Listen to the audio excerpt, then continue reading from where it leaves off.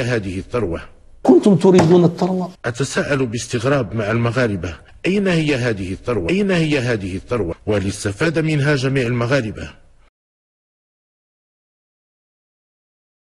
واحات بنما الضريبية استقبلت شركات وهمية ل12 حاكما ومسؤولا حاليين وسابقين من مختلف دول العالم بهدف التهرب الضريبي.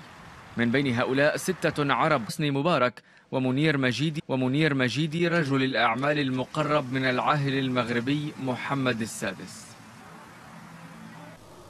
وسأقول شيئا لم أقوله من قبل، قاله لي حتى عن محيطه. قال لي السي بن كيران، إذا في شخص واقع في الفساد ولو من محيطي أنا لن أتركه. الناس بتتكلم على محيط الملك كلام يا أستاذ دع عنك الكلام، طالب بالملفات، طالب بالأمور الواضحة، طالب بالحجج والبراهين. ومنير مجيدي رجل الأعمال المقرب من العاهل المغربي محمد السادس.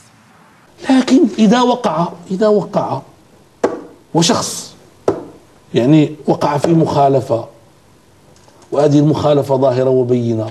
ومنير مجيدي رجل الأعمال المقرب من العاهل المغربي محمد السادس. فسوف نتخذ في حقه الإجراء اللازم مهما كان. ده وزير معانا. الله، مش ده بيحلق لي الصبح؟ ايوه، ده معانا في الحزب. معانا في الحزب كده.